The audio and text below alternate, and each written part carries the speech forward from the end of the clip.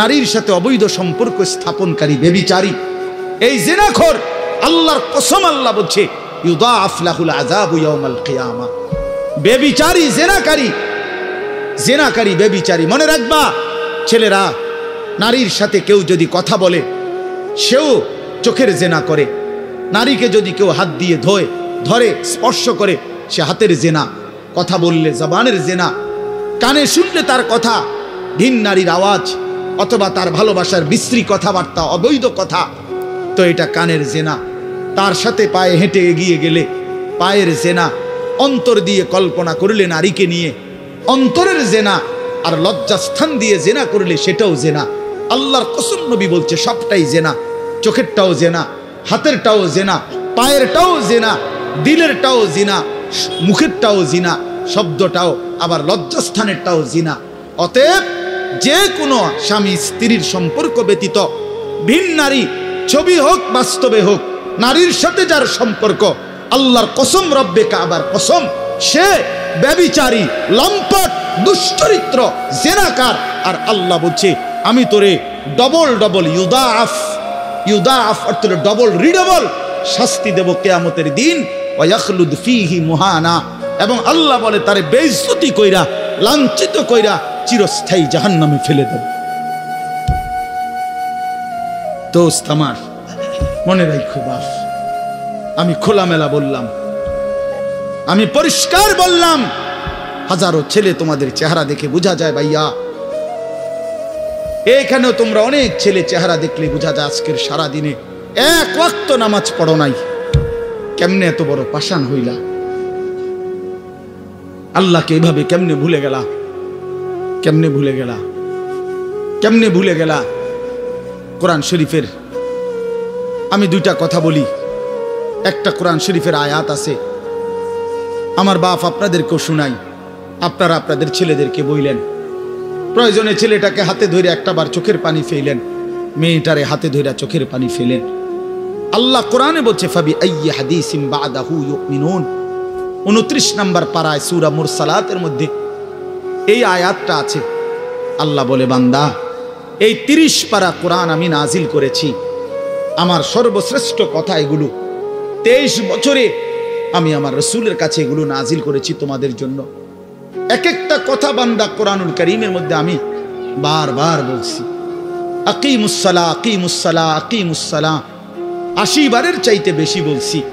ইয়া আইয়ুহাল্লাযীনা আমানু, হে ঈমানদারগণ, হে ঈমানদারগণ। 89 বার, 8 9 89 বার আল্লাহ এই শব্দ দিয়ে আমাদেরকে ডেকেছেন, হে ঈমানদারগণ, হে ঈমানদারগণ, হে ঈমানদারগণ। 89 বার ডাকছে। 80 বারের চাইতে বেশি নামাজের কথা আল্লাহ বলছে, ইত্তাকুল্লাহ ইত্তাকুল্লাহ ইত্তাকুল্লাহ ইত্তাকুল্লাহ, আল্লাহকে ভয় করো, আল্লাহকে ভয় করো, আল্লাহকে ভয় করো। ওয়াইলুন ইয়াউমাইদিল লিল মুকাদ্দিবিন, সূরা মুরসালাতের একটা সূরাতে 10 বার, এক সূরার 50টা আয়াতের মধ্যে 10 আয়াতে এক কথা আল্লাহ 10 বার বলছে যে বান্দা তোমরা যারা নাফরমান, মিথ্যাবাদী, সেদিন আখিরাতে তোমাদের জন্য জাহান্নাম, জাহান্নাম, জাহান্নাম, জাহান্নাম, জাহান্নাম 10 বার বলছে। তো আল্লাহ বলতে চাচ্ছে বান্দা, এতবার বললাম, এতভাবে বললাম, এত বড় শ্রেষ্ঠ কোরআন নাজিল করলাম, তুমি বান্দা এবার আমারে বলো যে বান্দা আমি আর কতবার বললে, আর কেমনে বললে, আর কোন কিতাব নাজিল করলে, এক একটা কথা আর কতবার বললে তুমি আমারে মানতা, তুমি বলো। বলো মুসলমানের সন্তান, আর কতবার বললে তুমি নামাজ পড়তা? এই কথা যখন তোমার সামনে হাসরের ময়দানে ভাবে আল্লাহ জিজ্ঞেস করবে যে আর কতবার বললে বান্দা তুমি আমারে সেজদা করতা, কি জবাব দিবা বাপ? আর কতবার বললে তুমি সুদ ছাড়তা? 30 বছর মুসলমান সুদ খায়, 30 বছর টানা মুসলমান মিথ্যা বলে, 30 বছর মুসলমান প্রতিদিন ওজনে কম দেয়, এটা মুসলমান? 30 বছর ধরে মুসলমানের ঘরে প্রতিদিন রঙিন টেলিভিশনে নাচ গান নর্তকীর ছবি চলে, প্রতিদিন টেলিভিশন চলবে, এটা জিন্দেগি? এটাই জীবন? 60 বছর বয়স আপনি এখনো বিড়ি সিগারেট খাবেন, এটাই কথা ছিল? 60 বছর বয়স, এখনো আপনি চা দোকানে টেলিভিশন দেখবেন, এই কি কথা ছিল চাচা? আহা, কবরে যাবেন কোন দিন? তাইলে মরণের কথা মনে পড়বে কোন দিন? যুবক ভাই বলো, 365 দিনে একটা বছর কোনোদিন ফজরের নামাজ পড়লা না, এ কেমন জিন্দিগি তোমার? তুমি আল্লাহরে এতটা ভোলা কেন ভুলে গেলা? এভাবে ছেড়ে দিলা কেন ভাই আমার? এই হলো একটা প্রশ্ন। আরেকটা প্রশ্ন হলো, লাকাদ মান্নাল্লাহু আলাল মুমিনিনা ইজ বাআসা ফীহিম রাসূলাম মিন আনফুসিহিম। আমার এটুকু কথা মনোযোগ দিয়ে শুনেন সবাই। নবী সাল্লাল্লাহু আলাইহি সাল্লামের ব্যাপারে আল্লাহ বলছে, বান্দা, হে আমার ইমানদার বান্দা, এই পৃথিবীর সমস্ত নিয়ামত আমি দিয়েছি সবার জন্য।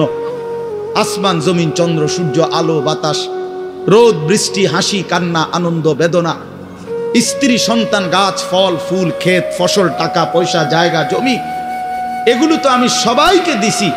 কিন্তু তোমরা ইমানদারগণ শুনো, আমি মহান আল্লাহ রাব্বুল আলামিন তোমাদের জন্য একজন আলাদা আমার সর্বশ্রেষ্ঠ রাসূল, কলিজার টুকরা, আমার সবচেয়ে প্রিয় মাহবুব, আমার বন্ধু, আমার আখিরি রাসূল নবী মুহাম্মদুর রাসূলুল্লাহ সাল্লাল্লাহু আলাইহি সাল্লাম, তাকে আমি তোমাদের জন্য দিয়েছি। এটা আমার সর্বশ্রেষ্ঠ নিয়ামত। বলেন আলহামদুলিল্লাহ, বলেন আলহামদুলিল্লাহ। তো আল্লাহর নবী সাল্লাল্লাহু আলাইহি সাল্লাম, আপনাদের কাছে এই কথাটা বলি, যুবক ভাই তোমাদের কাছেও বলি, হাসরের ময়দানে মনে রাখো ভাইয়া, নবী সাল্লাল্লাহু আলাইহি সাল্লাম উম্মতের আমলনামা দেখবে, উম্মতের আমলনামা দেখবে নবী। আর দেখা নবী সাল্লাল্লাহু আলাইহি ওয়াসাল্লাম উম্মতের এই আমলনামা হাতে নিয়ে যখন দেখবে, পৃষ্ঠার পর পৃষ্ঠা, ফজরের নামাজ নাই, 30 বছর মিথ্যা বলে, 30 বছর সুদের লেনদেন, 40 বছর হারামের ব্যবসা করছে, কোনো দিন 5 ওয়াক্ত নামাজ পড়ে নাই, স্ত্রী পর্দা করে নাই, ছেলেটা নামাজ পড়ে নাই, ঘরের মধ্যে অনবরত টেলিভিশন চলছে। প্রিয় ভাই আমার, বাপ আমার, আল্লাহর নবী সাল্লাল্লাহু আলাইহি সাল্লাম সেদিন চোখের পানি ফেলবে আর বলবে, উম্মত, এটা কি আমলনামা নিয়ে আসছে? উম্মত, তুমি আমার এত বড় বেইজ্জতি কেমনে করলা? আমি 23টা বছর তোমাদের জন্য কেঁদেছিলাম। সারা রাত এশার নামাজের পরে নবী দাঁড়াইছে কানতে কানতে, ফজরের আজান পর্যন্ত নবী উম্মতের জন্য দোয়া করছে আর চোখের পানি ফেলছে। তায়েফের পাথরের আঘাতে পিঠটা ছিদ্র করে ফেলছি, ক্ষুধার কষ্টে পেটে পাথর বেঁধেছিলাম। উহুদের দান শহীদ করা রক্ত নিয়ে উহুদের ময়দানে পড়েছিলাম বেহুশ হয়ে। ঘরের চুলায় 3 মাস আগুন জ্বলে নাই।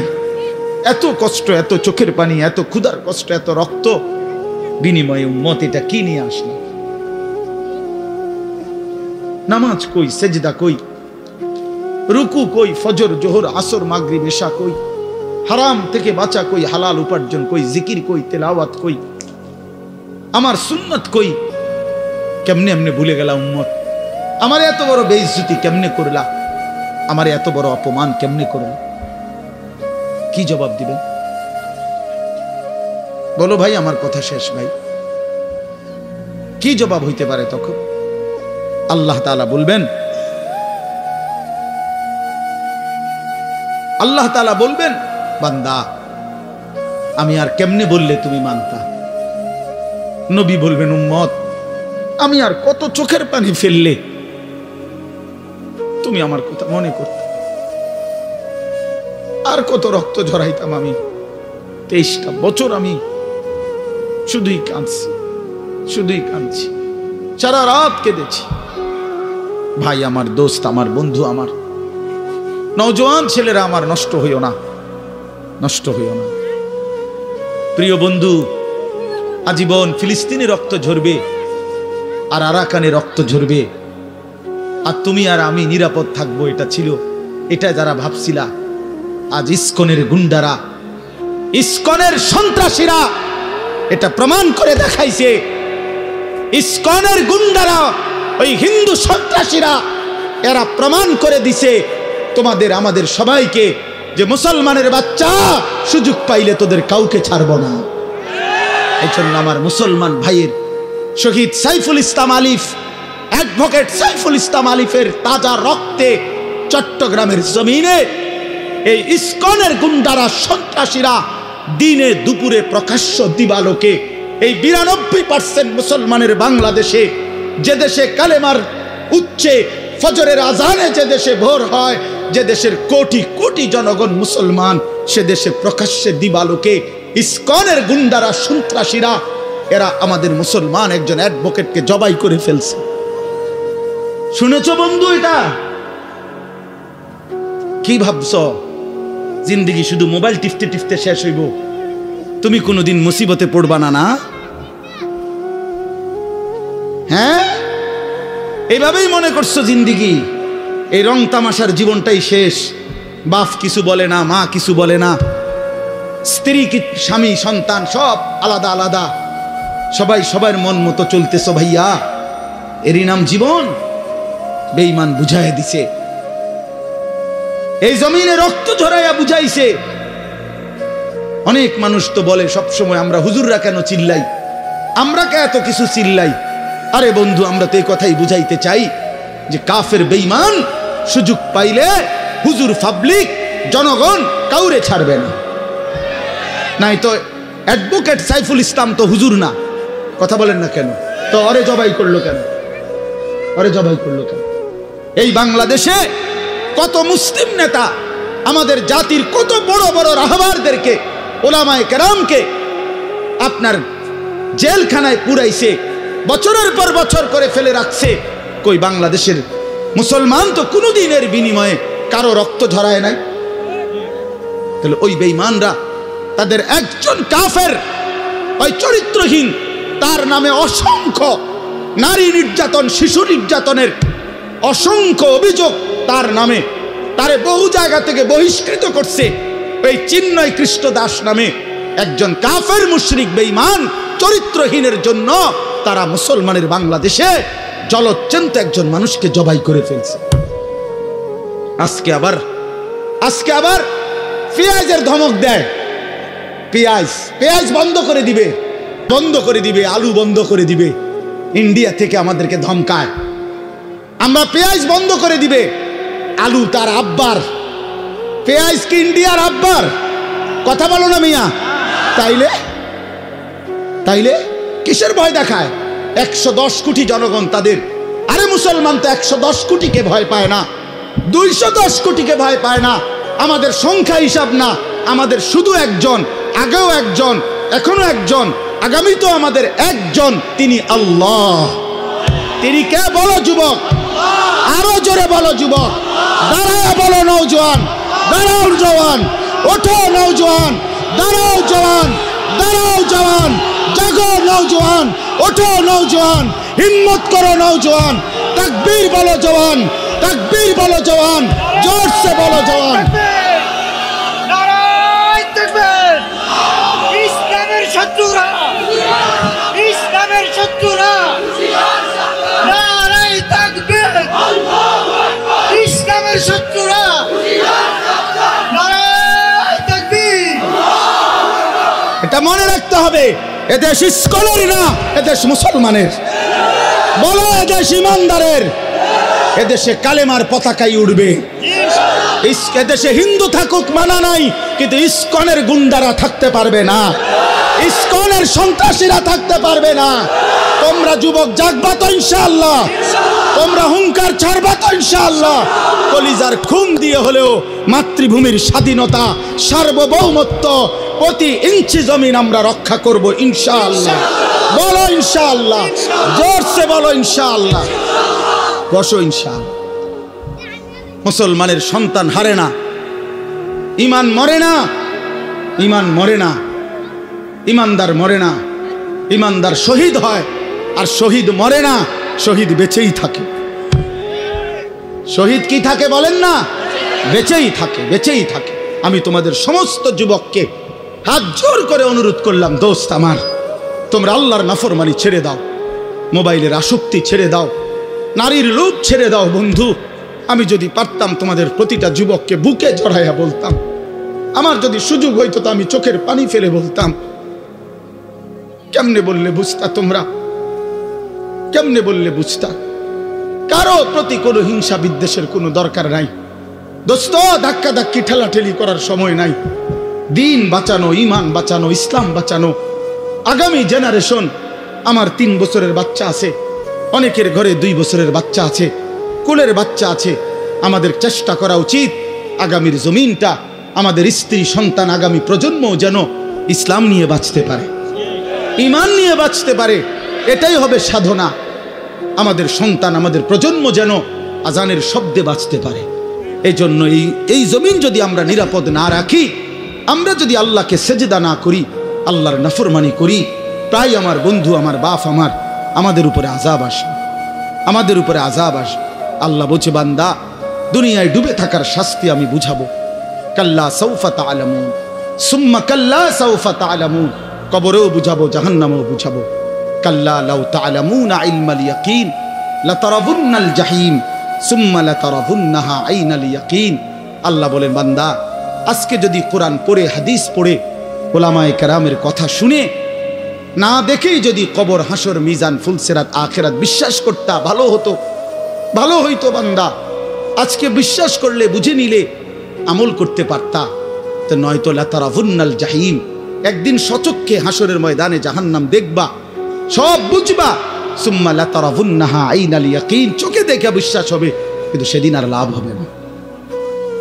সেদিন আর কি হবে না ভাইয়া? লাভ। সুম্মা লাতুসআলুন্না ইয়াওমাইদিন আনিন নাঈম।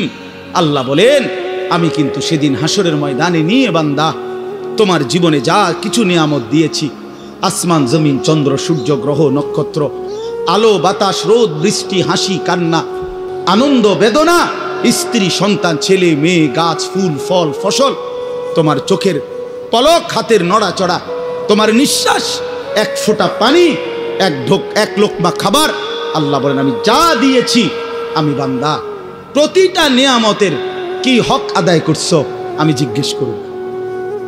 আমি ছাড়বো না বান্দা, আমি ছাড়বো না বান্দা। তুমি শুনছো আমি গাফুর, কিন্তু এটাও জানো তুমি আমি কাহার। তুমি এটা শুনছো আমি রহমান, এটাও শুইনো আমি জব্বার। আমি জুন্তিকাম, আমি প্রতিশোধ গ্রহণকারী, আমি প্রচন্ড শাস্তিদাতা, আমার আযাব বড় ভয়ানক। এজন্য ভাই আমার, বন্ধু আমার, চলো আজকে নিয়ত করি, কবরবাসীদের জন্য আমরা দোয়া করি, আর আমরা যারা জীবিত আছি আমরা আমাদের জীবন গঠন করি, বলি ইনশাআল্লাহ। একটা ছোট্ট কথা আগে বুঝেন, সবাই বুঝতে ভালো। কোরআনুল কারীমের মধ্যে আছে, হযরত মূসা আলাইহিস সালামকে আল্লাহ তাআলা প্রথম যখন তুর পাহাড়ে, আমরা সবাই জানি যে আল্লাহ তাআলা মূসা আলাইহিস সালামের সাথে তুর পাহাড়ে কথা বলছেন বহুবার, মানে ওয়াহি নাজিল করছেন। আল্লাহর কথা মানেই ওয়াহি। তো প্রথমবার যখন মূসা আলাইহিস সালাম তুর পাহাড়ের ওই টিলাতে উঠলেন, তো সেখানে আল্লাহ তাআলা স্পষ্ট কোরআন শরীফে আছে, আল্লাহ তাআলা প্রথমেই বলে দিছেন, ইন্নী আনা রব্বুক ফাখলা'না আলাইক। মূসা, আমি তোমার রব, আমি তোমার মহান মালিক আল্লাহ। তুমি ফাখলা'না আলাইকা, তোমার 2টা জুতা খুলে ফেলো, 2টা জুতা খুলে ফেলো। আনা আখতারতুকা, আমি তোমাকে নির্বাচিত করেছি। ফাসতামি' লিমা ইউহা, অতএব আমি যা ওয়াহি নাজিল করতেছি, বলতেছি, তা মনোযোগ দিয়ে শোনো। তাহলে এখন কি বোঝা গেল? তাফসীরের মধ্যে আছে, জুতা খুলতে বললেন কেন? প্রশ্ন হলো, জুতা খুলতে বললেন কেন? কথা বললে বলবে। তো আল্লাহ তাআলা এটা বুঝাইছেন, মূসা, আমি রব্বুল আলামিনের কথা শুনবার আদব জুতা খুলে বসা, এই জন্য আদব শিখাইছেন, আদব শিখাইছেন। কোরআন সুন্নাহর ইলমের মধ্যে, কোরআন সুন্নাহর জ্ঞানের মধ্যে একটা জিনিস ভীষণ জরুরি, সেটা হলো আদব। 2টা জিনিস একসাথে গঠন করতে হয়। এজন্য আমাদের মাদ্রাসাগুলোতে 2 জিনিস একসাথে পড়ায়, একটা হলো ইলম আর একটা হলো আদব। এজন্য মাদ্রাসাওয়ালারা তাদের বাচ্চাদেরকে যেমন পড়ায়, তো বাচ্চার ওযু, গোসল, চলা ফেরা, উঠা বসা, কথাবার্তা, চাল চলনের দিকেও নজর রাখে, যে ছেলেটা দাঁড়াইয়া পেশাব করে কিনা, ছেলেটা টয়লেট পেপার ব্যবহার করে কিনা, দস্তরখান বিছায়া খানা খায় কিনা, বাবা মাকে সালাম দেয় কিনা, ইত্যাদি ইত্যাদি। মানে শুধু শব্দ মুখস্থ করছে, পড়া দিছে, পড়া নিছে, এটা না, তার সাথে সাথে তার জীবন গঠন হচ্ছে কিনা, আদব শিখতেছে কিনা, আখলাক শিখতেছে কিনা, এইটা হলো একই সাথে লক্ষ্য থাকে। এই জন্য হাদিসের মধ্যে আছে, আমাদের প্রিয় নবী সাল্লাল্লাহু আলাইহি ওয়াসাল্লাম বলছেন, আল্লামানি রব্বি ফা আহসানা তালিমি ওয়া আদ্দাবানি রব্বি ফা আহসানা তাদিবি। এই একটি হাদিসে নবীজি দুইটা কথা বলছে, যে আমার আল্লাহ আমাকে সর্বোত্তম ইলম জ্ঞান শিখিয়েছেন এবং আমার আল্লাহই আমাকে সর্বোত্তম আদব শিখিয়েছেন। তাহলে একই সাথে বলছে নবীজি, আল্লামানি রব্বি আদ্দাবানি রব্বি, আল্লাহই আমাকে ইলম শিখিয়েছেন, আল্লাহই আমাকে আদব শিখিয়েছেন। কেন নবীজি বাম পাও দিয়া টয়লেটে ঢুকছেন? কেন ডান পাও দিয়া মসজিদে ঢুকছেন? মনে করেন এই যে প্রতিটা নড়াচড়া, হাত্তাল হারাকাত ওয়াস সাকানাত, নবীজির প্রতিটি স্থিরতা, প্রতিটা নড়াচড়া সবটাই আল্লাহ তাআলার ফয়সালা, আল্লাহ তাআলার পক্ষ থেকে নির্ধারণ করা। তিনি সাহাবীদের সাথে পরামর্শ করছে অথবা নিজে নিজে ভাবছে যে কেমনে শুইলে ভালো হয়, কেমনে হাঁটলে ভালো হয়, না না, আল্লাহ তাআলার পক্ষ থেকে নির্ধারণ করে দেওয়া। এই জন্য বাপ, এটা জরুরি বিষয়। এটা আল্লাহর কোরআনের মজলিস, বরকতময় মজলিস। এখানে জুতা খুলে আল্লাহর কথা শুনলে বরকত হবে, এটা আদব। সবাই যারা মুসা আলাইহিস সালামের ওই ঘটনাটা জানে, কোরআন শরীফে স্পষ্ট আছে যে তখন প্রচন্ড ঠান্ডা ছিল, ভীষণ ঠান্ডা, কুয়াশা, নিচে বরফ। মুসা আলাইহিস সালামের স্ত্রী, ওই যে শোয়াইব আলাইহিস সালামের মেয়ে, যাকে তিনি 10 বছর পরে বিয়ে করে আনতেছিলেন, উনি প্রচন্ড শীতে কাঁপতেছিল। এই সময় মুসা আলাইহিস সালাম একটু আগুনের তালাশে তুর পাহাড়ের ওই টিলার মধ্যে উঠছিলেন। স্ত্রীকে বলছে, ইন্নী আনাস্তু নারা, আমি একটু আগুন তালাশ করে আনি, যদি আগুনটা আনতে পারি তাহলে আগুনের মধ্যে যদি তোমার শরীরে একটু সেঁক দাও তাহলে গরমটা আর শীতটা একটু কম লাগবে। মানে সে শীতকালে আগুন দিয়ে আগের দিনে খুব ছিল, তাহলে বোঝা গেল এত ঠান্ডা, এত প্রচন্ড শীতে যে কাঁপতেছে। কিন্তু এরপরেও আল্লাহ তাআলা বললেন আগে জুতা খোলো। অথচ এই ঠান্ডার মধ্যে জুতা না খুললে ভালো ছিল, কিন্তু এরপরও আল্লাহর কথা শুনবার আদব, জুতা খুলে শুন।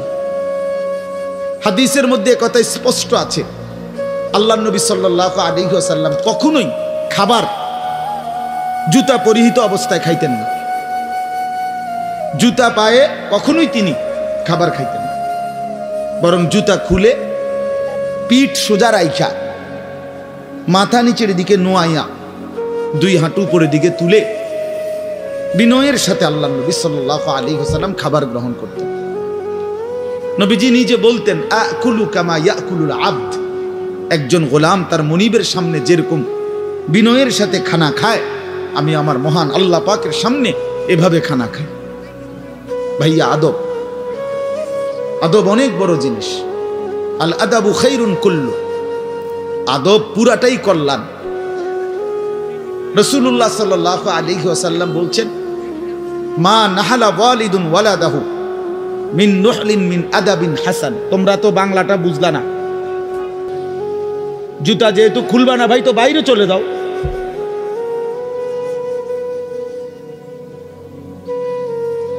আশ্চর্য মানুষ। না না, অনেকের আছে গাদ্দারি স্বভাব, যে আমি যেমনি আছি এমনি শুনুন। এটা সিধা করতে হবে। জিন্দেগি যদি সোজাই না হয় তো বললাম কারে, বললাম কাকে? শুধুই কেবল ভাইয়া শুনলাম একজনের পরিচিতি আছে, একজনের জনপ্রিয়তা আছে, একজনের সুর আছে, একজনের টান আছে, একজনের জোরে গলার আওয়াজ আছে, তো এই কারণে জড়লাম। কি ফায়দা এতে ভাই? কথা বোঝেন নাই? আমারে মনে করেন 1 কোটি মানুষ চিনে, তো আপনার লাভ কি? আমারে 10 কোটি মানুষ চিনে, সারা পৃথিবী চিনে, তো আমারে চিনলে তোমার লাভ কি? তুমি কি বদলাইলা, এটা না দেখার বিষয়। আমি আমার জন্য কি গ্রহণ করলাম, এখানে কার জনপ্রিয়তা আছে না নাই, এটা দিয়ে কে ঘাস কাটে? জনপ্রিয়তা দিয়া হয় কি? কিচ্ছু না, কিছুই না। পৃথিবীর জনপ্রিয় অজনপ্রিয় সব মানুষই ভাত খায়, তো আর জনপ্রিয়তার আলাদা ভ্যালু কি? ঘুম যায়, পেশাব পায়খানা করে, তো আর এনে কি আহামরি কি? এটা কিচ্ছু না, এটা ধোঁকা ছাড়া আর কিচ্ছু না, ধোঁকা।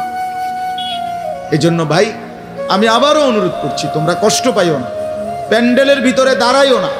আমি অনুরোধ করলাম কমপক্ষে প্যান্ডেলের ভিতরে ভাই মাহফিলের যেই যুব সমাজরা আয়োজন করছো ভাই, তোমাদের কাছে অনুরোধ আমার, তোমরা কয়েকজন কমপক্ষে স্বেচ্ছাসেবকের দায়িত্ব পালন করো। যারাই দাঁড়িয়ে আছে তাদেরকে বসতে বলো। এটা ভালো, আজকের জন্য না, সব সময়ের জন্য। হাদিসের মধ্যে আছে হযরত জিবরাইল আলাইহিস সালাম নবীজি সাল্লাল্লাহু আলাইহি সাল্লামের কাছে, শুনতেছেন আপনারা, নবীজির কাছে যখন হযরত জিবরাইল মানুষের আকৃতিতে আসতেন, জিবরাইল আলাইহিস সালাম কখনো কখনো তার মূল আকৃতিতে অদৃশ্যভাবে ওহী নাজিল করতেন কোরআন, আবার কখনো কখনো মানুষের সুরত ধরেও নবীজির সামনে আসতেন। হাদিসে কথা স্পষ্ট আছে যে যখনই জিবরাইল মানুষের আকৃতিতে নবীজির কাছে আসতেন, তো নবীজির সামনে এসে আদবের সাথে বসতেন। কিভাবে বসতেন? হাদিসের এই শব্দটা পর্যন্ত আছে, ফাসনাদা রুকবাতাইহি ইলা রুকবাতাইহি, মানে করেন নবীজি এদিকে ফিরা, তো জিবরাইল ওইদিকে মুখোমুখি মুখোমুখি বসতেন, এভাবে যে উভয়ের হাঁটু বরাবর, বুক বরাবর, চোখ বরাবর, এইভাবে মনোযোগ দিয়ে জিবরাইল আলাইহিস সালাম নবী সাল্লাল্লাহু আলাইহি সাল্লামের সামনে বসতেন। এরপরে তিনি বিভিন্ন বিষয় বলতেন, শুনতেন, নবীজির সাথে কথা বলতেন। তাইলে আদব এটা, আল্লাহর কোরআনের সামনে, রাসূলুল্লাহ সাল্লাল্লাহু আলাইহি সাল্লামের হাদিসের সামনে সর্বোচ্চ আদবের সাথে বসতে হয়, সর্বোচ্চ, এটা বসা, এটাই নিয়ম। হাদিসের মধ্যে আছে, আরো শুনাই আমি, হাদিসের মধ্যে আছে, হাদিসে কুদসি, কোন নেককার বান্দারা যখন আল্লাহর জিকির, আল্লাহর তেলাওয়াত, আল্লাহর কথা শুনবার জন্য, বসবার জন্য, বলার জন্য বসে, তো এই পুরা মজমা যখন শেষ হয়, তো আল্লাহ ফেরেশতাদেরকে জিজ্ঞেস করে যে আমার এই বান্দাদেরকে কি পুরস্কার দেওয়া যায়? তো তারা বলে, মহান আল্লাহ আপনার ইচ্ছা। তো আল্লাহ তাআলা বলেন, শুনো, আমার এই প্রিয় বান্দাদের মজলিস যারা বসলো, আমি তাদের সকলকে মাফ করে দিলাম। তো ফেরেশতারা বলে, আল্লাহ, এখানে এমন লোকও আছে যে এমনি আসছিল, দ্বীনি উদ্দেশ্যে আসে নাই, আপনার কথা শুনতে আসে নাই, এমনি বইছিল আর কি, ইন্নামা জা আলি হাজাতিন, ব্যক্তিগত কোনো উদ্দেশ্যে আসছে, তাকেও মাফ করে দিবেন। তখন আল্লাহ তাআলা বলেন হাদিসে কুদসি, হুমুল কওমু লা ইয়াশকা বিহিম জালিসুহুম, এই শব্দটা বুঝাইতে চাই।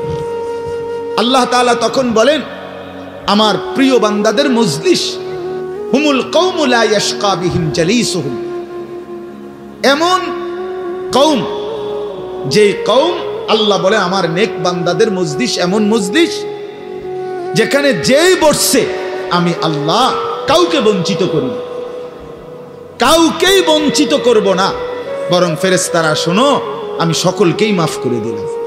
তাহলে এইখানে কথাটা কি, যে জালিসুহুম, আমার নেক বান্দাদের সাথে যারা বসছে আমি সকলকে মাফ করে দিলাম। তাহলে বোঝা গেল বসার গুরুত্বটা আলাদা। এই এতগুলো কথা বলার পরে আর আমার পক্ষে আর কিছু বলার নাই এই বিষয়ে, কোরআন সুন্নাহর আলোকে বললাম। এরপরে কোনো বদনসিব যদি নাই বসে, তার কি করার আছে? তার কি মাথার বাড়ি দেওয়া যাবে? কথা বুঝছেন না? কাজেই এরপরে কোনো দুর্ভাগা না বসলে ঠিক আছে। ইসরাফিলের ফু যেদিন দিবে সেদিনও বহু মানুষ গাফেল থাকবে, হাদিস আছে। ইসরাফিলের ফু হবে, পৃথিবীতে ভূমিকম্প শুরু হবে, জমিন কাঁপতে শুরু করবে, আসমান ভাঙতে শুরু করবে, তখনও গাফলতের মধ্যে বহু মানুষ থাকবে। এই অবস্থাতেই মৃত্যু হবে, এই অবস্থাতেই হাসর হবে। কাজেই গাফেল থাকবেই, গাফেল থাকবেই। এই জন্য আল্লাহ তাআলা আমাদের প্রত্যেককে আল্লাহর কথা, কোরআন সুন্নাহর কথা মনোযোগ দিয়ে আন্তরিকতা নিয়ে শুনবার তৌফিক দান করেন।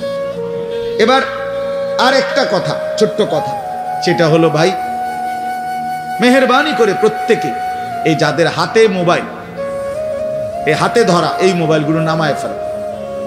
আল্লাহর ওয়াস্তে আমার এই কথাটা রাখো, ভালো হবে। আমি তোমাদের কল্যাণের জন্য বললাম। আল্লাহর ওয়াস্তে এই হাতের মোবাইলটা অল্প একটু সময়ের জন্য আমি অনুরোধ করলাম, এটা নামাইয়া এটা বন্ধ করে দাও।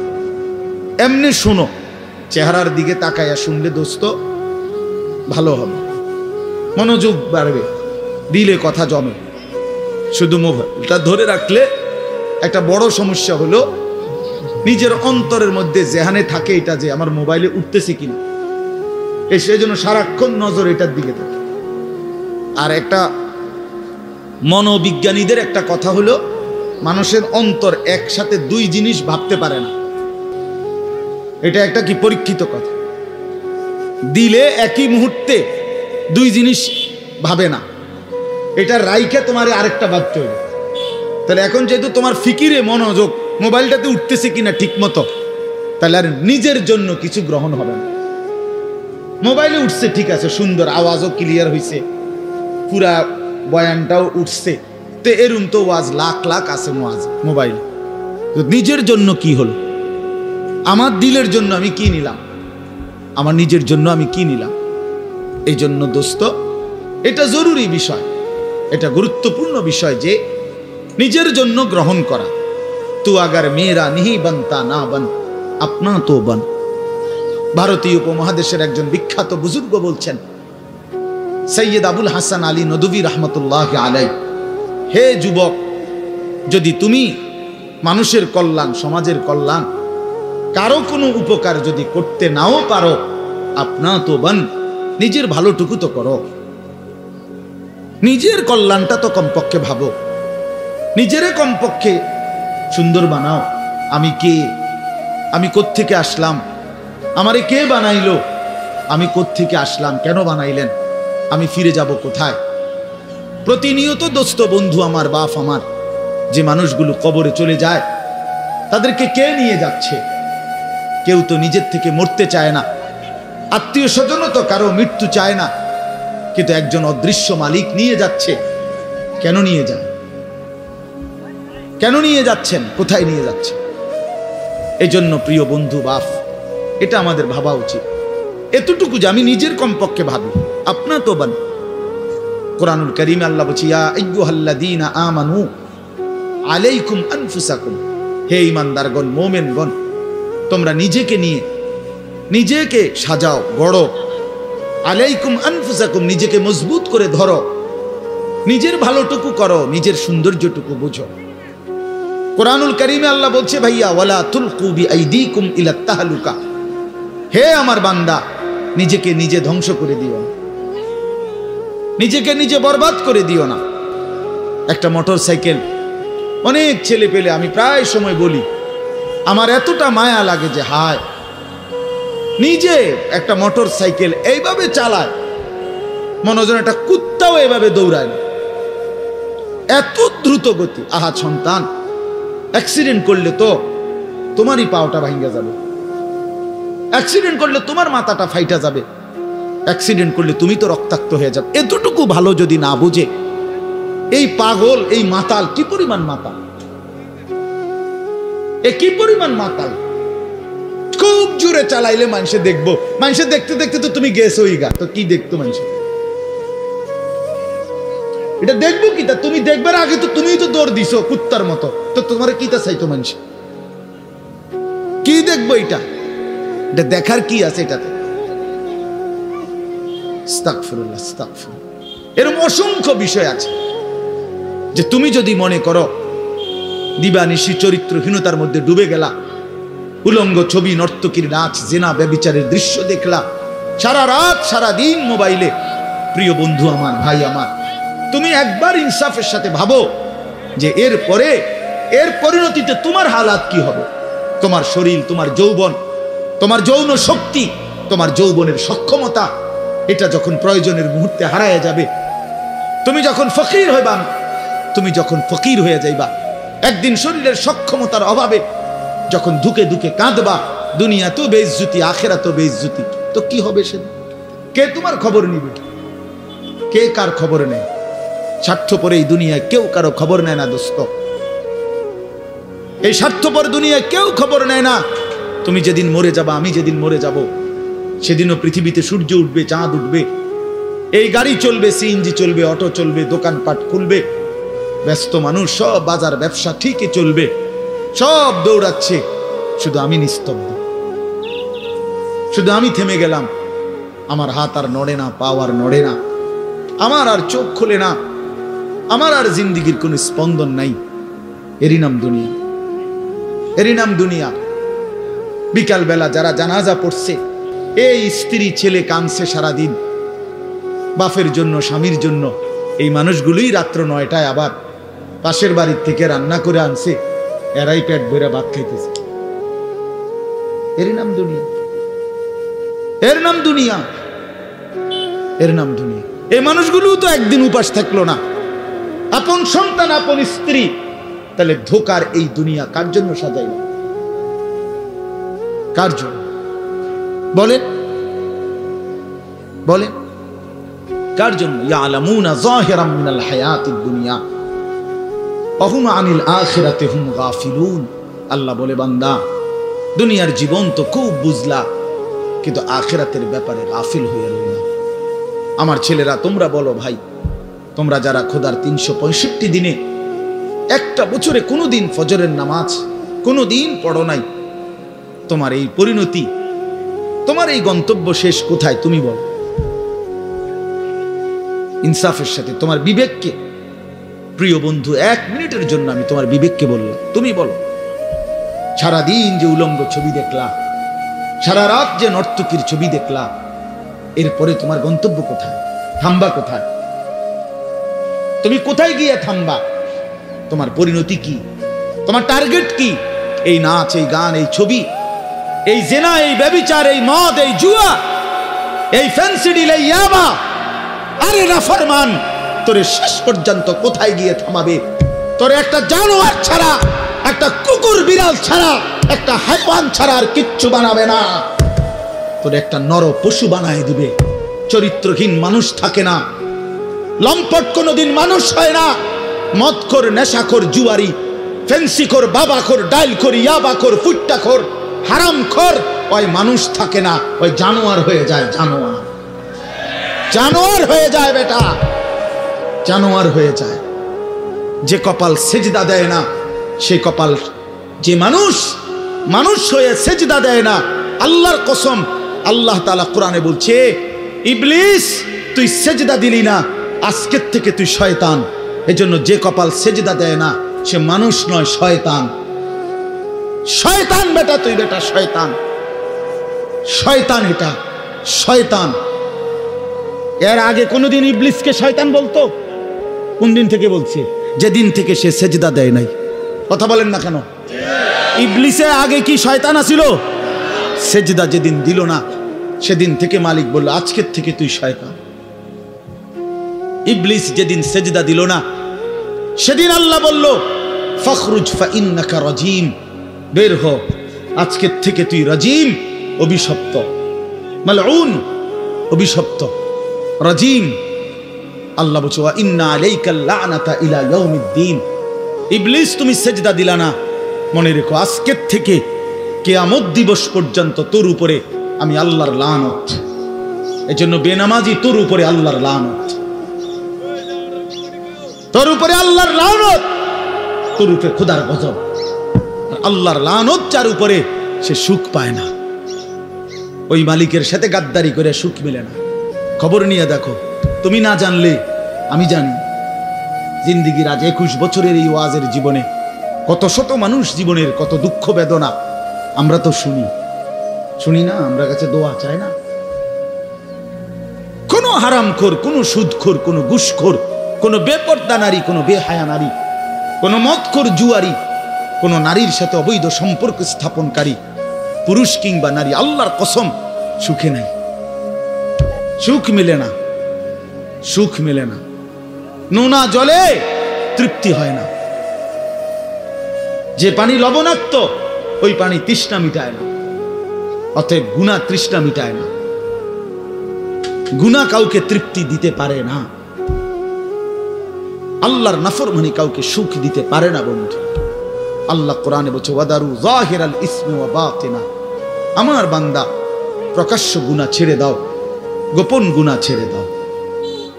আল্লাহ বলছে ওয়ালা তাকরাবুল ফাওয়াহিশা মা যাহারা মিনহা ওয়া মা বাতান, আল্লাহ বলছে বান্দা প্রকাশ্যে কিংবা গোপনে কোন অশ্লীলতা, বেহায়াপনা, অসভ্যতার কাছেও যেও না। আল্লাহ বলছে ওয়ালা তাকরাবুজ জিনা, জিনা ব্যভিচারের কাছে, নারীর সাথে অবৈধ কোন রকম সম্পর্কে যেও না বান্দা। ইন্নাহু কানা ফাহিশা, এটা বড় বেশি অশ্লীলতা। ওয়াসাআ সাবিলা, এটা বড় মন্দ পথ। হায় যুবক, ভুল করো না। ওই নারীর ফাঁদে একদিন তোমারে সে জাহান্নামে পৌঁছায় দিবে, একদিন তোমারে কবরে পৌঁছায় দিবে। সে তোমারে সুখ দিবে না। চরিত্রহীন নারী সুখী হয় না। যার নিজের সুখ নাই তে তোমারে কি সুখ দিবে? সুখ দিবে কিভাবে? সিনেমার নর্তকী সুখ দিবে কিভাবে? সে নিজে তো সুখে নেই, সে তো সুখে নেই। এই জন্য এটা জরুরি। বাবাদেরকেও বলি, হায়াতের 60 বছরেও যারা গুনাহ ছাড়তে পারেন নাই, মনে রাখেন বাপ, দেখা যায়, কবর দেখা যায়। চলেন এবার তর্জমাটা শুনেন, তাইলেই আমার কথা শেষ। একটু দেখেন কোরআনুল কারীমের 30 নম্বর পারা 102 নম্বর সূরা। সূরাটার নাম আত-তাকাসুর। ছোট্ট একটা সূরা, 8টা আয়াত আমি তেলাওয়াত করছি। এই ছোট্ট সূরাটার তর্জমা বলেই আমি আমার কথা শেষ করে ফেলবো ইনশাআল্লাহ। আল্লাহ তাআলা আমাদেরকে তৌফিক দান করুন। এই সূরাটার একটা ছোট্ট প্রেক্ষাপট আছে, কেন নাজিল হলো। এটারে আরবিতে শানে নুজুল বলে। অর্থ হলো শানে নুজুল হলো, কেন নাজিল হলো সূরাটা। রাসূলুল্লাহ সাল্লাল্লাহু আলাইহি ওয়াসাল্লামের জামানায় মক্কায় কুরাইশ বংশের লোকেরা, নবীজির বংশের নাম হলো কুরাইশ বংশ নাকি? এই কুরাইশ বংশের মধ্যে আবার ছোট ছোট গোত্র ছিল। এই ছোট গোত্র, মনে করেন আমার দাদা তো প্রথম, ধরে নিলাম আমগো এই বাড়ি, মনে করেন তো আমার দাদা ছিল প্রথম, দাদা বাড়িটা বাঁধছে, কথার কথা। তো এখন আমার দাদার 4 ফুট, মানে আমার বাপ চাচারা 4 জন। তো আগে তো দাদার সাথে বাপ চাচারা 4 জন একসাথেই ছিল। তো দাদা মরে গেল, এখন বাপ চাচাদেরও সংসার বড় হয়ে গেল। ফলে এখন সবাই আবার আলগা আলগা আরো জায়গা জমি কিন্না ডাইনে বামে গদ্দুয়ার করছে, আরো বাড়িঘর বাড়ছে। এখন চাচার বাড়িও আলাদা নামে পরিচয়, জেডার বাড়িও আলাদা নামে পরিচয়, আমগো বাড়িটাও কি আলগা নামে পরিচয়, এমন আছে না? এই আর কি। তো প্রথমত তো বড় বংশটা পুরাটার নাম হলো কুরাইশ, কিন্তু এরপরে আবার এর অধীনে ধীরে ধীরে ছোট ছোট আরো গোত্র ছিল, আরো বংশ ছিল। এই যে ছোট বংশ যেগুলো ছিল, এরা প্রতিনিয়ত, এদের একটা বদভ্যাস ছিল যে এরা নিজেদের মধ্যে অবসর পাইলেই নিজেদের ক্ষমতা, প্রভাব, প্রতিপত্তি, অর্থ সম্পদ, স্ত্রী পরিজন, সন্তানাদি, বংশধর, কার কদ্দুর কত বেশি দুনিয়া, এই নিয়ে নিজেদের মধ্যে বড়াই করত, প্রতিযোগিতা করত, তর্কাতর্কি করতো আর কি। হ্যাঁ, নিজেদের মধ্যে বিতর্ক করত। আমার চাচা এই, আমার জেঠা এই, আমার মামা এই, আমগো বাড়িতে এত আছে, টাকা এত, বাড়ি এত, জায়গা এত, জমি এত, তোরার কিতাবে না। এগুলো আমাদের মধ্যে হয় না এমন? এরকম ওরা প্রচন্ড ভাবে এইটা নিয়ে বিতর্ক করত। অর্থ সম্পদ এবং ক্ষমতা, প্রভাব, প্রতিপত্তি এবং বংশধর নিয়ে নিজেদের মধ্যে গর্ব এবং অহংকার করত, প্রতিযোগিতা করত, কার কত বেশি দুনিয়া দুনিয়া। তো এটা তাদের একটা অভ্যাস ছিল। এর মধ্যে 2টা গোত্র, বনু আব্দে মানাফ এবং বনু সাহাম, ওই কুরাইশের শাখা, এই 2টা গোত্রের নাম। একদিন তারা এই 2 গোত্র প্রচন্ড তর্কে লাগছে, কার বংশ বড়, কার সম্পদ বেশি, কার ক্ষমতা বেশি, কইতে আছে। এরা একবার কয়, এরা একবার কয়।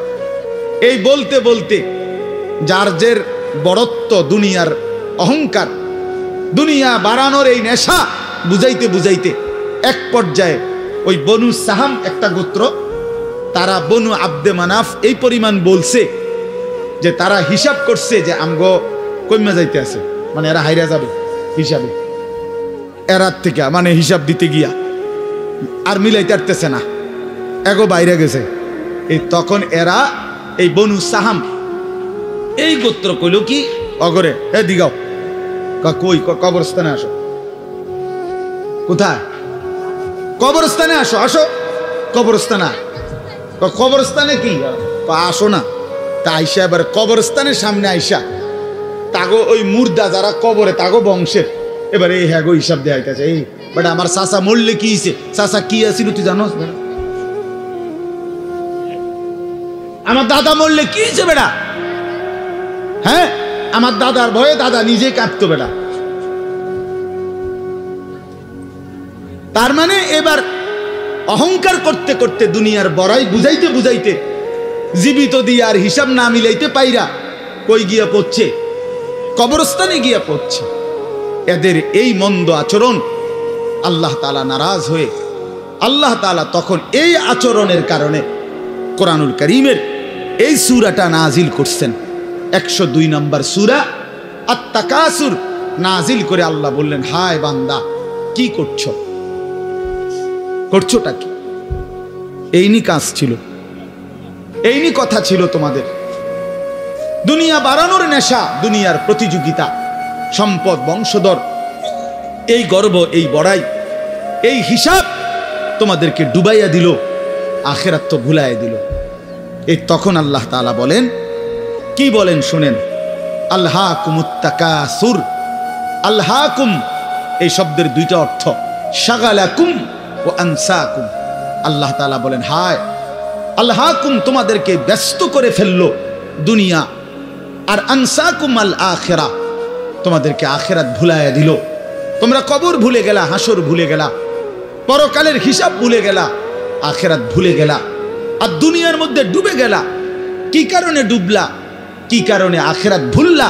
আত-তাকাসুর এই বাড়ানোর প্রতিযোগিতা, অর্থ সম্পদ, ক্ষমতা, বংশধর, টাকা পয়সা, মাল দৌলত, এগুলো বাড়ানোর নেশা তোমাদেরকে আখিরাত ভুলাইয়া দিল আর দুনিয়ার মধ্যে ডুবাইয়া ফেললো, ব্যস্ত করে ফেললো। হাত্তা জুরতুমুল মাকাবির। আল্লাহ বলেন, হায় বান্দা এক পর্যায়ে কবরস্থানেই পৌঁছে গেল। এর ডাইরেক্ট কথা, শেষ পর্যন্ত কবরস্থানে চলে গেলা। অহংকার করতে করতে, বড়াই করতে করতে, দুনিয়া সাজাইতে সাজাইতে, দুনিয়া মিলাইতে মিলাইতে।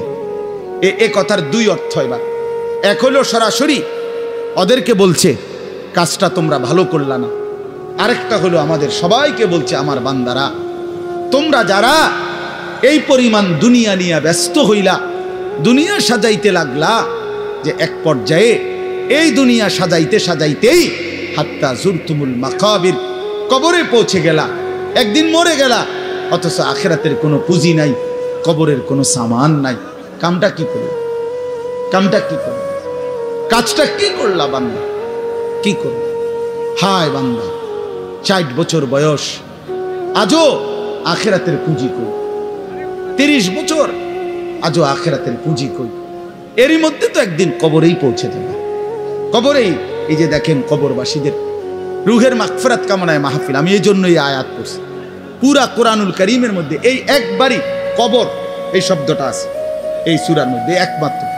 হাত্তা জুরতুমুল মাকাবির, এই কবরস্থান, কবর, এই কথাটা কোরআনের এই সূরাতেই আছে। শুনুন, আল্লাহ তাআলা বলেন, বান্দা দুনিয়ার লোভে ডুবে আখিরাতকে ভুলে তুমি বাড়ানোর নেশা, তোমার প্রতিযোগিতা, আরো চাই, আরো চাই, আরো চাই, আরো চাই, এটা তো একদিন তোমার কবরস্থানেই পৌঁছায় দিল। কবরস্থানে পৌঁছায় দিল। আমার বাপ, আমার বন্ধু, আমার জওয়ান সাথী, সবাই নিয়ে ভাবি, আমিও আপনিও ইনসাফের সাথে। দুনিয়া আমারে কি পরিমাণ ব্যস্ত করে দিল।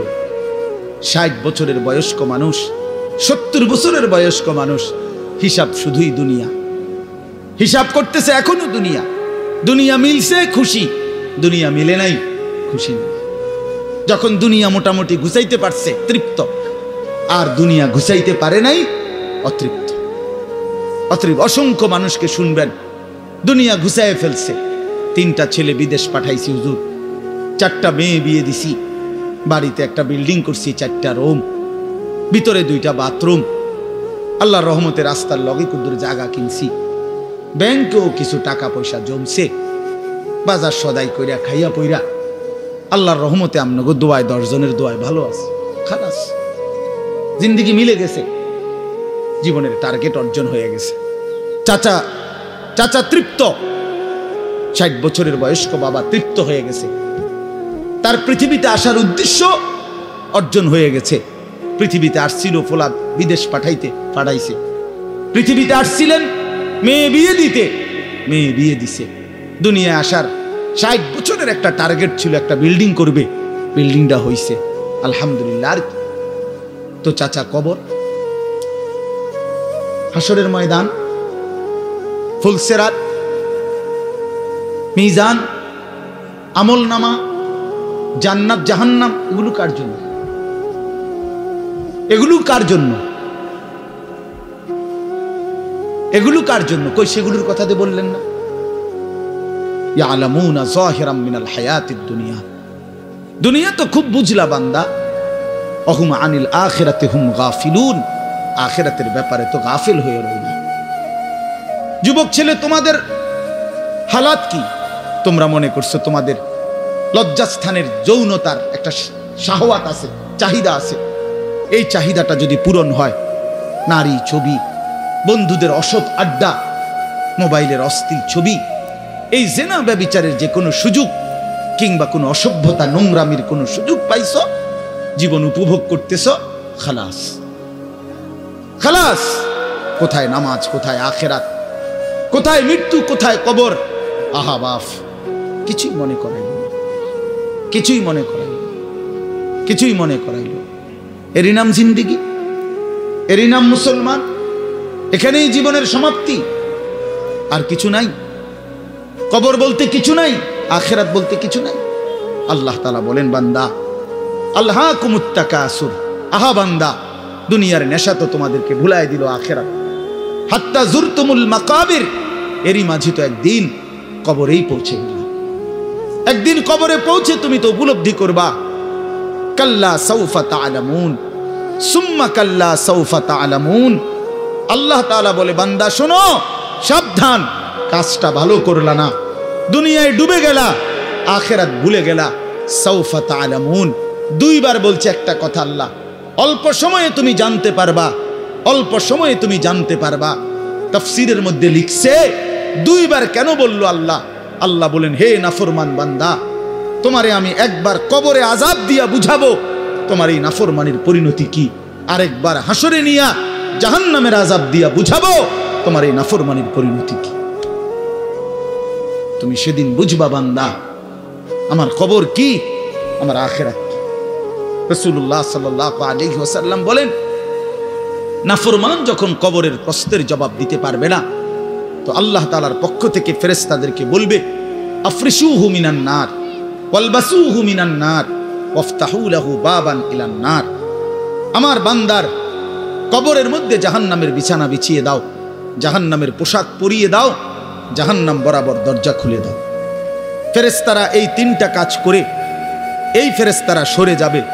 আল্লাহর নবী সাল্লাল্লাহু আলাইহি সাল্লাম বলেন, কবর তখন তাকে একটা চাপ দিবে, এই চাপে এই ব্যক্তি ডান পাশের মাটি বাম দিকে, বাম দিকের মাটি ডান দিকে, এইভাবে আইসা চাপ মারবে। আল্লাহ রাসূল বলে, ডান পাশের হাড্ডি পাঁজরের এই সাটনার হাড্ডি ভাঙ্গা বাম দিকে ঢুকে যাবে, বাম দিকের গুলো ডান দিকে। উদাহরণ দিয়ে বুঝাইছে নবী, হাত্তা তাখতালিফা আদলাউহু, এভাবে 2 আঙ্গুল যেমন একটা আরেকটার মধ্যে ঢুকে যায়, হাড্ডি পাঁজরের গুলো এইভাবে একটা আরেকটার সাথে ঢুকে যায়। আল্লাহ নবী সাল্লাল্লাহু আলাইহি সাল্লাম বলেন, ওয়া ইউকাইয়াদু লাহু মালাকুন আবকামু ওয়া আসাম্মু ওয়া আ'মা। তার কবরে এরপরে নাফরমানের কবরে একজন ফেরেশতা পাঠানো হবে। এই ফেরেশতা 3টা গুণ, এই ফেরেশতা বোবা, এই ফেরেশতা বধির, এই ফেরেশতা অন্ধ। সে কথাও বলতে জানে না, কানেও শোনে না, চোখেও দেখে না। আল্লাহ রাসূল বলেন, ফায়ুতরাবু লাহু বিমিথরাকাতিম মিন হাদিদ, এই ফেরেশতা তখন তাকে লোহার গুর্জ, লোহার হাতুড়ি দিয়ে নাফরমানের দরবাতান বাইনা উজুনাইহি, দুই কান বরাবর মাঝখানে আঘাত করবে। এক একটা আঘাতে ফায়াসিহু সাইহাতান, নাফরমান এভাবে চিৎকার করবে, ইয়াসমাউহা মান ইয়ালিহি ইল্লা সাকালাইন, মানুষ এবং জিন ব্যতীত আল্লাহর কসম গোটা সৃষ্টি এই নাফরমানের আওয়াজ শুনতে পাবে, চিৎকার শুনতে। দোস্ত আমার, বন্ধু আমার, ছেলেরা আমার, জিন্দেগি বড় বেশি রঙিন মনে করছো তুমি। 18,000 টাকার একটা মোবাইলের কাছে হেরে গেলাম মুসলমানের ছেলে। মাত্র 20,000 টাকা দামের একটা মোবাইলের কাছে এত সুন্দর জীবন শেষ করে দিল। ভুল করে না, ভুল। অল্প টাকায় বেচা গেল, অল্প কয়টা টাকায় হারিয়ে গেল। বেঈমান তোমারে হারায় দিল। ইহুদি, খ্রিস্টান, নাস্তিক, মুরতাদ একটা নারীর উলঙ্গ ছবি অথবা অর্ধ উলঙ্গ ছবি দিয়া, যারে তুমি ধরতেও পারো না, ছুঁইতেও পারো না, শুধু ছবি দেখাইয়ে তোমারে শেষ করে দিল। তোমার দুনিয়াও নষ্ট করে দিল, আখেরাতও নষ্ট করে দিল। হায় হায়, এর চাইতে বড় ব্যর্থতা আর কিছু হইতে পারে। আমার কথা মনে রাখো বাপ আমার, প্রিয় বন্ধু আমার, সন্তানরা আমার, ছেলেরা আমার, ভাই আমার, যুবক, আমি যদি আর কোনোদিন বলতে নাও পারি, এই একবারই বলবো, এতটা সুন্দর জীবন নষ্ট করে দিও না ভাইয়া, এতটা সুন্দর জীবন নষ্ট করে দিও না ভাই।